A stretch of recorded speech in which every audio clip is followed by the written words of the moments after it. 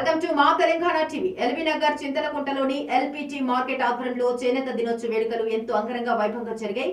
ఈ వేడుకలను ముఖ్య అతిథులుగా పద్మశ్రీ అవార్డు గ్రహీత గజం గోవర్ధన్, ఎల్పీటీ ఓనర్స్ అసోసియేషన్ అధ్యక్షులు కోమటి సత్యనారాయణ, మర్చెంట్ అసోసియేషన్ అధ్యక్షులు గంజే కిషోర్, పున్న రమణేశ్వరరావు పాల్గొని జ్యోతి ప్రజ్వలన చేశారు. ఈ సందర్భంగా వారు మాట్లాడుతూ ఎన్నో ఏళ్ల నుండి చేనేత దినోత్సవ వేడుకలు ఇక్కడ ఎంతో ఘనంగా నిర్వహిస్తున్నామన్నారు.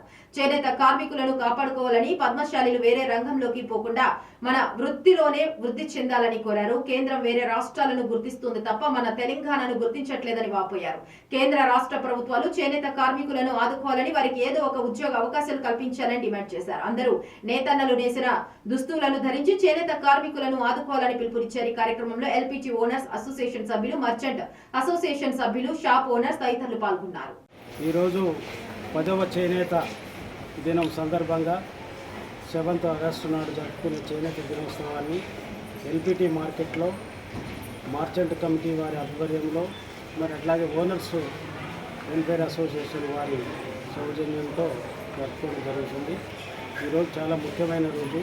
10 సంవత్సరాలుగా ఇచ్చట ఈ చేనేత దినోత్సవాన్ని జరుపుకుంటున్నాం.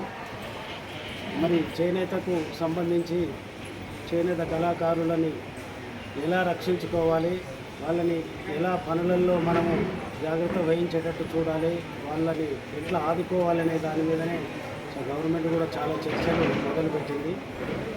ఈ వచ్చే వారంలో కూడా మళ్ళీ ఒక పెద్ద మీటింగ్ పెడతాము, అందరినీ విషయం చెప్తున్నారు. అయితే మనము ఈ విలేజ్ లెవెల్లో పనిచేసే చేనేత కళాకారులని అదే పనిలో కొనసాగేటట్టు, వారి కుటుంబంలో చదువుకున్నప్పటికైనా కానీ ఇతర వృత్తులలోకి పోకుండా కాపాడి ఈ వృత్తిలోనే వాళ్ళని ఉండేటట్టుగా చేయాలనేది ఒక సంకల్పం.